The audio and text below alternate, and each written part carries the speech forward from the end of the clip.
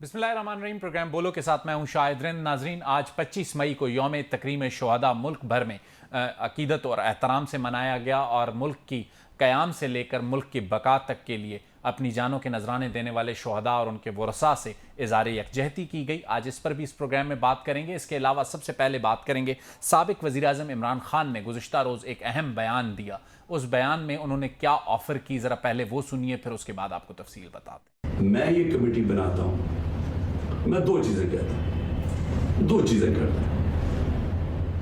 अगर इस कमेटी को ये बैठ के कह दे कि जी इमरान खान के बगैर पाकिस्तान बेहतर हो जाएगा और आपके पास कोई सलूशन है, मैं फिर से कहता हूँ कि इस मुल्क की खातिर मैं छोड़ देता हूँ, मैं पीछे हट जाता हूँ। अगर आप ये कमेटी को समझा दें कि मेरे बगैर मुल्क बेहतर चलेगा, चले मैं मुल्क की खातिर ये भी छोड़ने के लिए तैयार हूँ।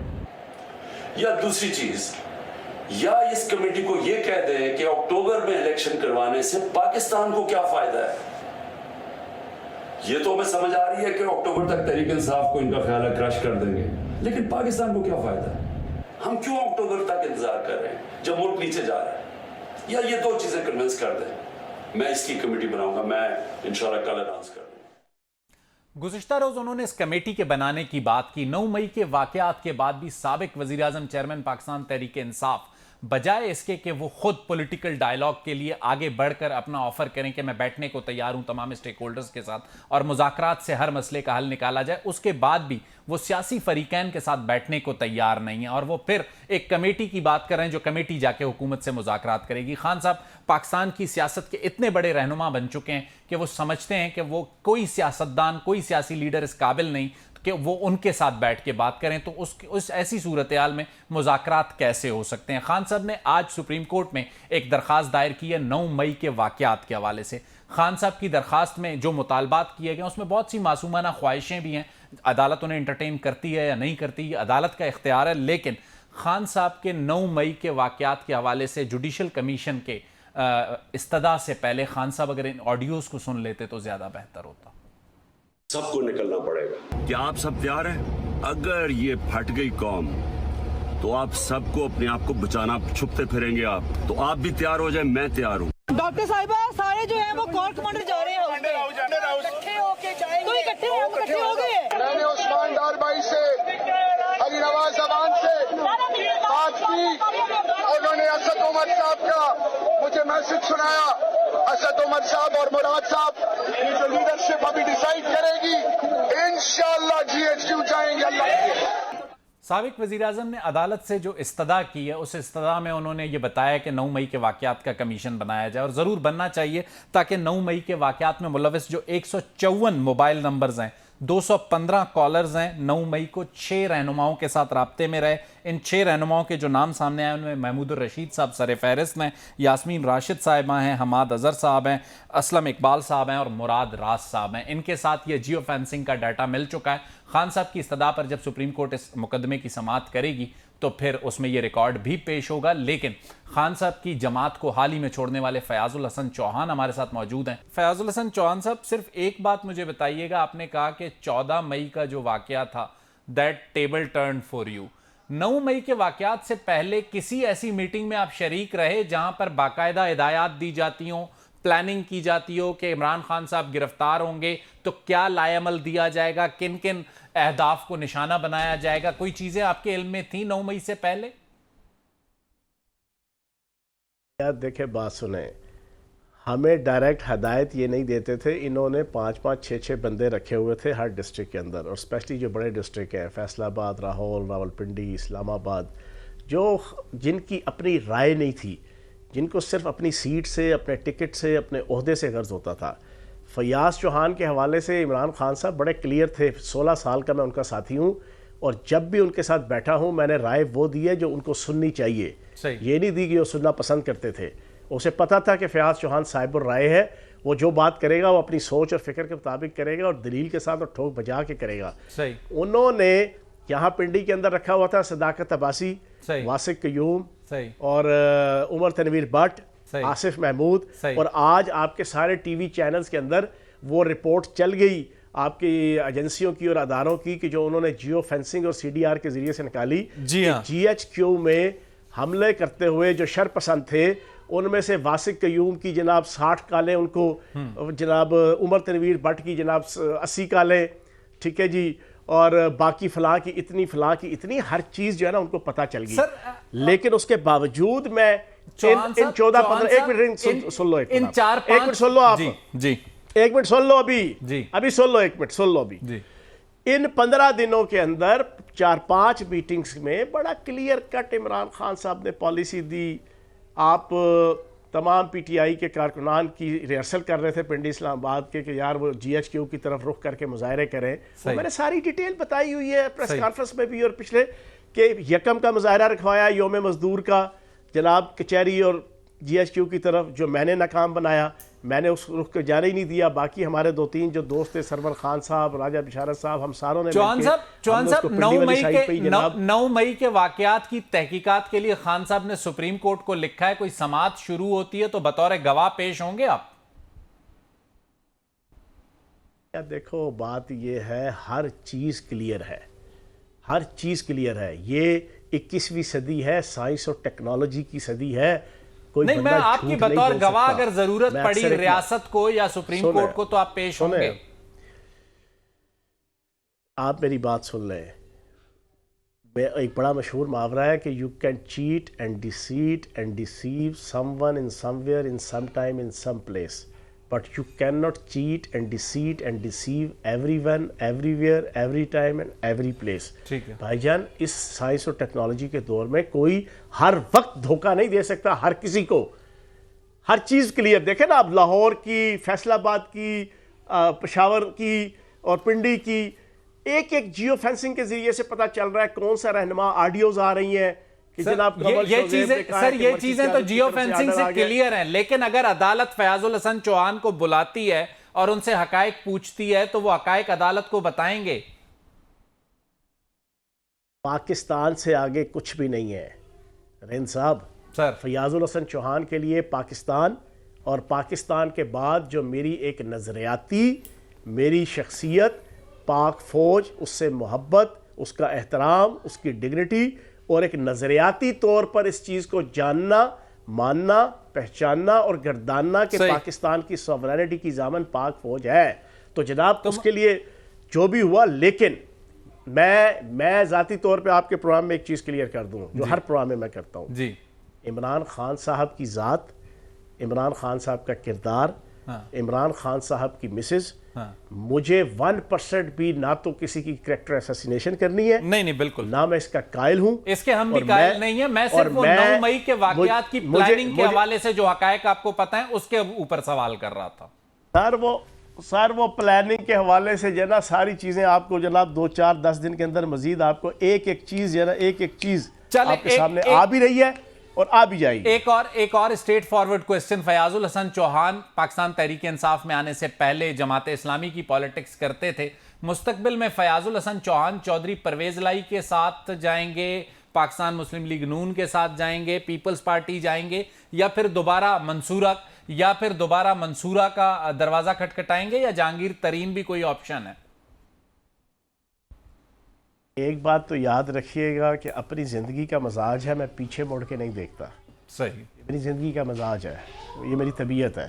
ٹھیک ہے جی. پازیٹیو نیگیٹو ہر انسان کے اندر خامیاں خوبیاں ہوتی ہیں، میں پیچھے مڑ کے نہیں دیکھتا. ایک چیز. صحیح. دوسری چیز، چودھری پرویز لائی صاحب کے ساتھ انتہائی عزت اور احترام کا میرا تعلق ہے. صحیح. میں کئی دفعہ کہہ چکا ہوں کہ ناموس رسالت کے لیے اور ختم نبوت کے لیے، اور جو اسمبلی ہال کے اندر ختم نبوت کے اوپر جو تحریریں لکھی ہوئی ہیں نا اور احادیث اور آیات، اس پرفتن دور کے اندر اس کا کریڈٹ چودھری پرویز لائی صاحب کو جاتا ہے. اور میں اس کریڈٹ کی وجہ سے اور اس پرفارمنس کی وجہ سے میں ان کی دل سے عزت کرتا ہوں. پہلی چیز. دوسری، جہانگیر ترین صاحب میرے لیے قابل احترام ہے، ان کے ساتھ بھی بڑا عزت احترام کا رشتہ ہے.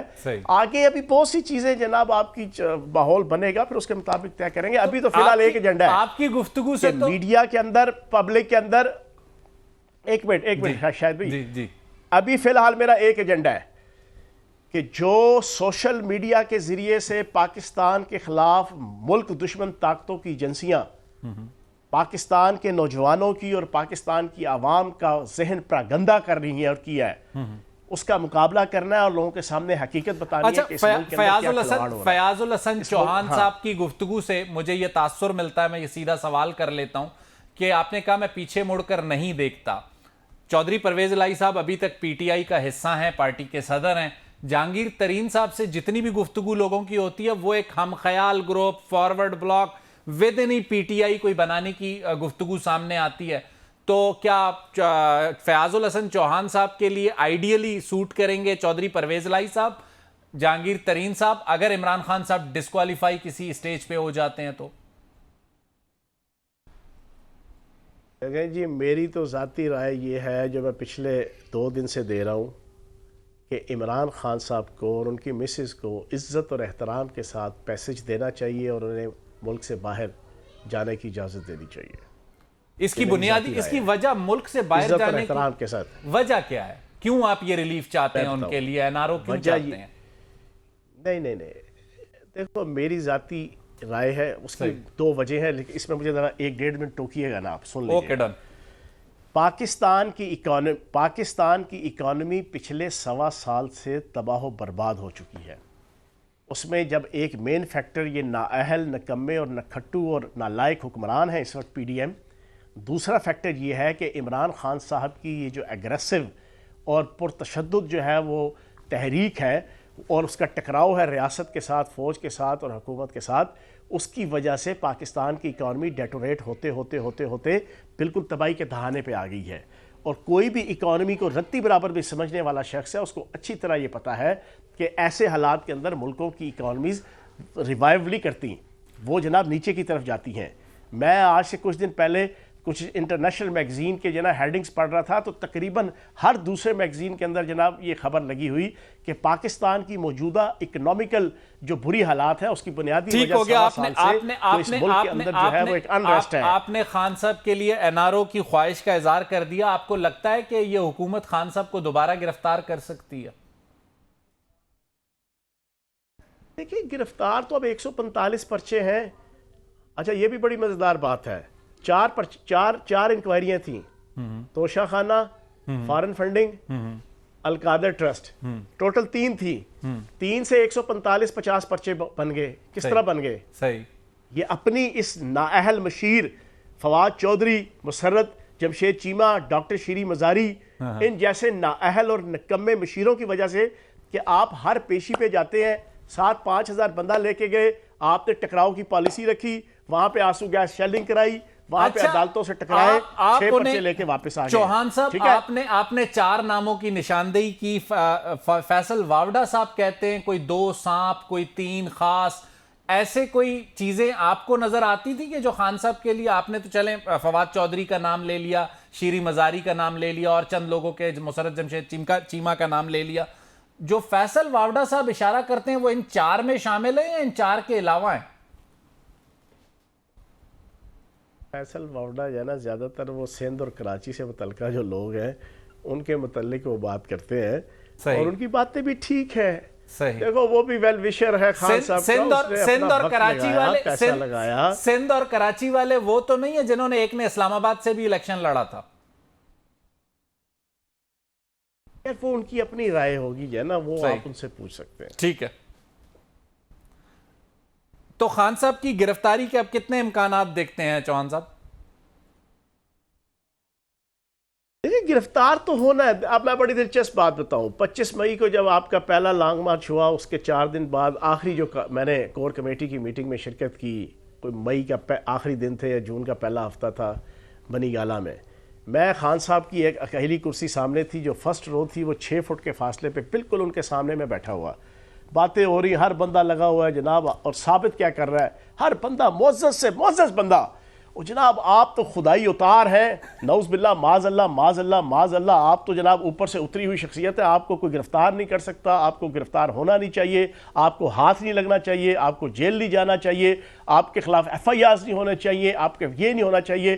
میں نے اپنی باری پہ خان صاحب کو صرف کہا، میں کہا خان صاحب اگر آپ گرفتار ہو گئے، جیل چلے گئے، آپ اس سے بڑے پاپولر لیڈر بن کے باہر آئیں گے۔ میں نے کہا نیلسن منڈیلا سے لے کے خلفائے راشدین کے بعد بنو امیہ، بنو عباس، عثمانی خلافت، فاطمی خلافت، تحریک پاکستان، آپ نے انہیں ایک خوشامدی وزیر والا نہیں، ایک پولیٹیکل کارکن والا مشورہ دیا. ایک منٹ رین صاحب بات کمپلیٹ ہونے دیا کریں. Sir please. آپ فوراً ٹوک دیتے ہیں، پوری بات جانا وہ نہیں ہوتی. اوکے. بات کمپلیٹ ہونے دیا کریں. اوکے.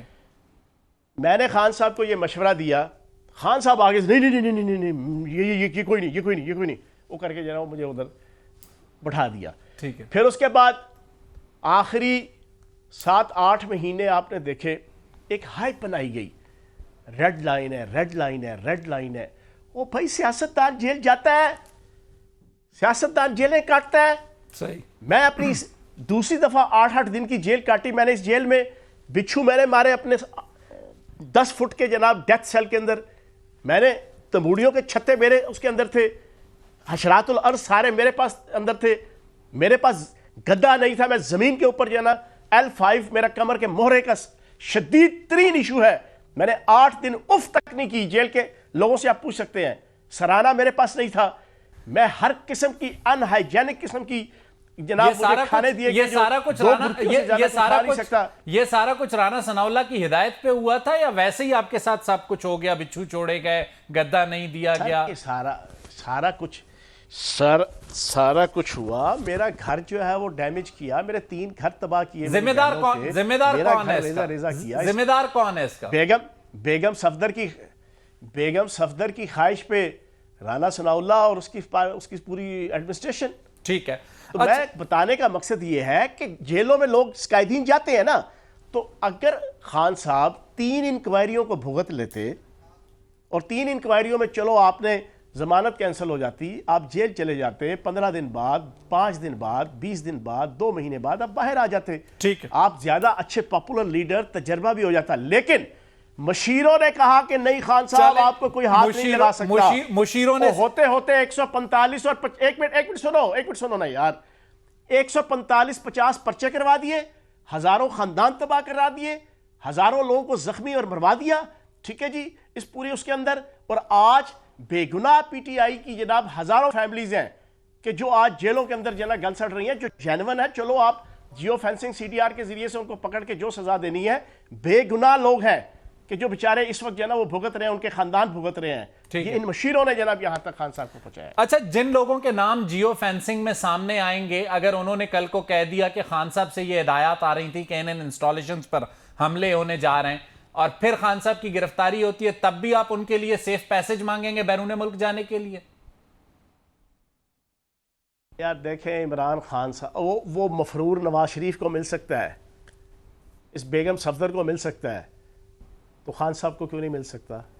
یار ملک کی خاطر کوئی اسٹریٹجی پالیسی بنا لیں، ملک آگے چلے. ٹھیک ہے.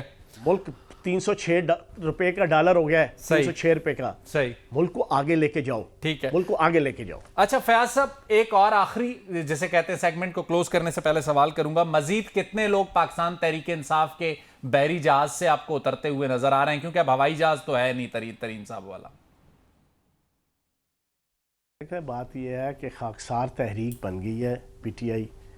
اگر آپ علامہ عنایت اللہ مشرقی کی خاکسار تحریک کا مطالعہ کریں، میں نے اپنی جوانی میں بھی بڑی ڈیٹیل سے کیا تھا، تو اب جیل کے اندر میں بڑی ڈیٹیل سے ان کا مطالعہ کر کے نکلا ہوں. صحیح. تو بات یہ ہے، وہ بھی اسی طرح پرتشدد کارروائیوں کی وجہ سے 2-2.5 سالوں کے اندر جو ہے وہ جناب خلاص ہو گئی تھی. صحیح. یا پرتشدد تحریک بنا کے آپ نے آخری جو 9 مئی کا ایک 9/11 تھا، یہ 9/5 ہے پاکستان کا.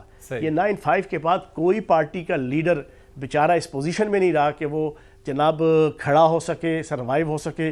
اب یہی اگر پیور پولیٹیکل موومنٹ ہوتی نا، میرے سینے پہ ٹیگ نہ لگتا کہ میں کوئی GHQ کے حملہ آور ہوں اور پھر اس پہ مجھے سزا ہوتی اور میری آل اولاد میرے مرنے کے بعد بھی یہ تانا سہتی کہ یار ان کا باپ فوج کا اور پاکستان کا غدار تھا کہ اس نے فوج کے ہیڈ کوارٹر پہ حملہ کیا، یہ سوچ میرے پاس نہ ہوتی تو اس آل پاکستان لوٹ مار ایسوسی ایشن کے پیچھے مجھے 10 سال بھی یہ جیل کاٹتے نا تو میں 1% بھی کبھی نہ چلیں۔ سوچتا کہ یار میں چیزوں کے اوپر کوئی کمپرومائز کروں۔ فیاض الحسن چوہان صاحب، آپ کا بہت بہت شکریہ، آپ نے جو گفتگو کی اور جو مشورے خان صاحب کو دیے وہ ایک سیاسی کارکن کی طرح دیے۔ خان صاحب اگر سیاسی کارکنوں کے مشورے سنتے تو جس صورتحال کو فیس کر رہے ہیں اس صورتحال کو فیس نہیں کرتے۔ ناظرین لیتے ہیں چھوٹا سا بریک کے بعد آئیں گے سپریم کورٹ میں اہم سماعت الیکشن کمیشن کی اور اس کے علاوہ خان صاحب کی ایک اور درخواست کی، اس پر بات کریں گے بریک کے بعد۔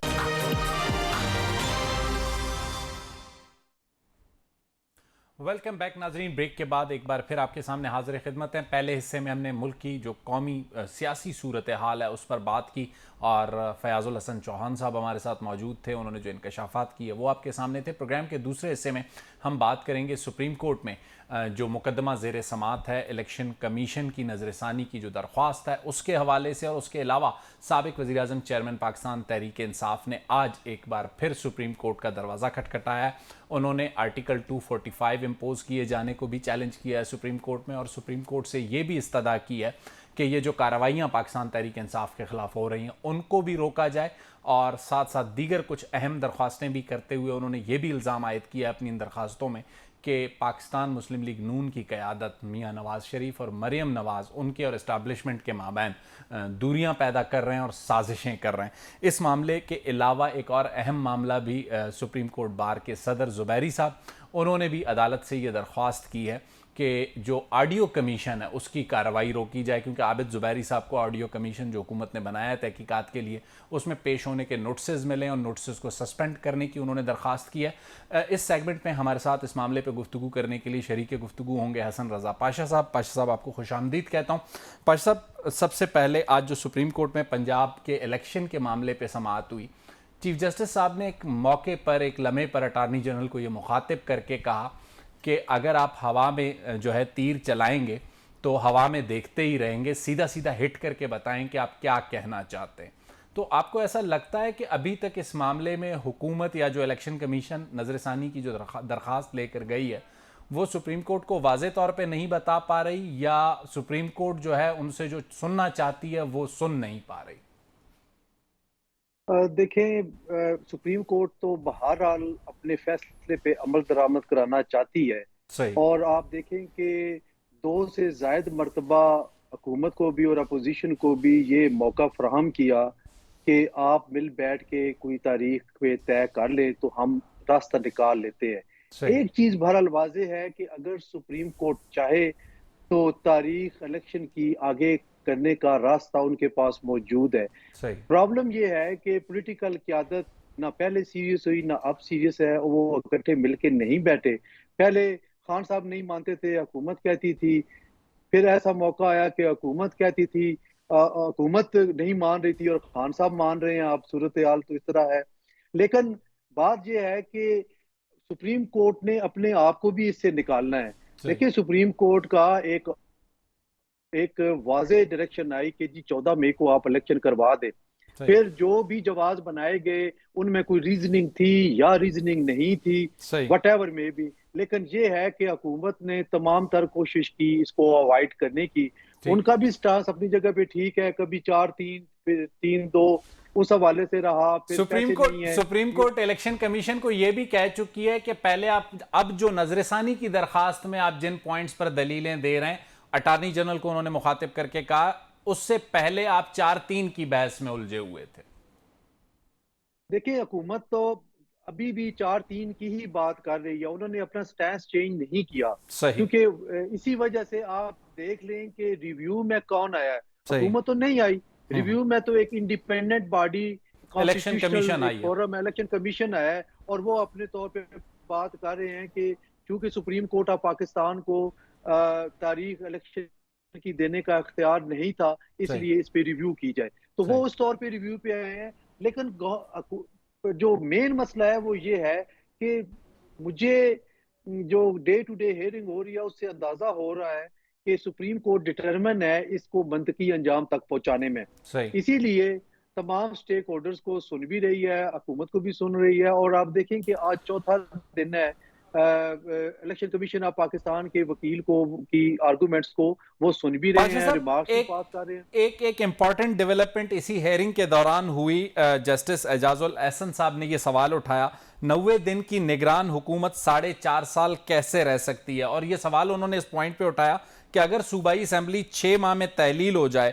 تو کیا نگران حکومت جو باقی سسٹم کو چل رہا ہے تو وہ 4.5 سال چلتا رہے گا، جس پر الیکشن کمیشن کے وکیل نے انہیں کہا 4.5 سال نگران حکومت ہی متعلقہ صوبے میں کام کرے گی، آئین کے ایک آرٹیکل پر عمل کرتے ہوئے دوسرے کی خلاف ورزی نہیں ہو سکتی، آرٹیکل 254 سے 90 دن کی تاخیر کو قانونی سہارا مل سکتا ہے۔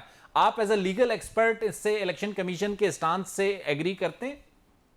دیکھیں یہ بڑا ویلڈ کوسچن تھا بینچ کی طرف سے کہ اگر